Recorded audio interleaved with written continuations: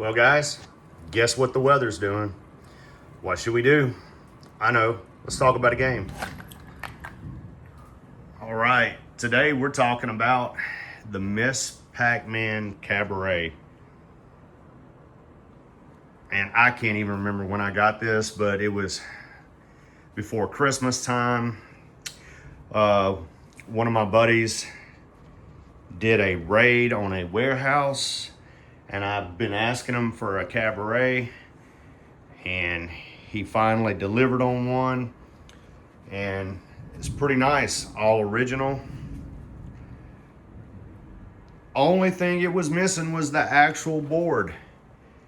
He said the old operator he got it from that owned the warehouse said it was his personal game, but the board had crapped out. And anyway, I found a board thanks to Jason.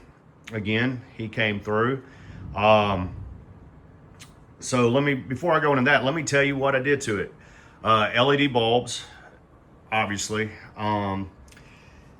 The CPO had to be changed. I didn't want to because this part was still really good on the original, but at that time I was having trouble finding just the CPO. I didn't want a complete wraparound. Now, once I got the new Repro CPO, that was the wraparound that included the front art and the top. I was very happy. I didn't realize how faded that front part was. So I got this cheap. It was off center a little bit on the white. Wasn't my doing. Everything was centered here. It was just printed off. It was a sale. Put LEDs in here. All I had was red. So check this out. Ooh, it's a little wild in there. My son said, hey, can we keep it on quarters? So we have quarters. We keep them right here. No quarters over the age of 1983 in there, I believe. A lot of 1970s quarters. In my business, they buy waters, a lot of in candy. They throw in a lot of quarters, so we pick them out as we need it. This thing was in really good shape. Wasn't even that dirty. Still has the plastic pouch in the back with the manuals and everything. So wasn't a whole lot to do. Little flaking at the very top of the CPO, but I wanted to keep it original. Put a little Miss Pac-Man decal up there for that one spot. And then it can come off easily. Now you might be wondering, well, that doesn't look like a Miss Pac-Man. Well, this is the 6-pack from those guys at Arcade Fix-It, I think in Tyler, Texas. Jason bought a few of them back in the day, and he just gave me one out of the kindness of his heart. It's a $1 million board, we say now, because it has the 6-pack and everything. But I paid him back with a $2 million Donkey Kong Jr. board I got in a pickup. So you have all the you have Pac-Man, Pac-Man Plus, and Miss Pac-Man, slow and fast. So that's the 6-pack. The only thing is we don't have the green screen on the Pac-Man Plus. But as you can see in a second, the blue screen is pretty cool anyway. I'm gonna go through the track. Let me coin this up. So it's got the blue, standard.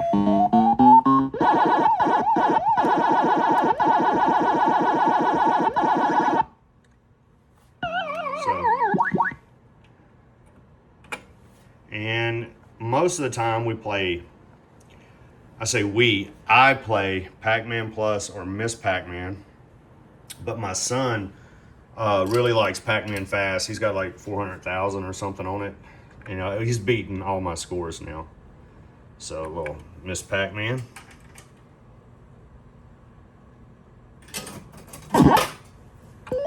And we've got the cool screen, the cool color at the beginning. Once you learn how to do it, you can bring up that color every time. So that's Miss Pac-Man.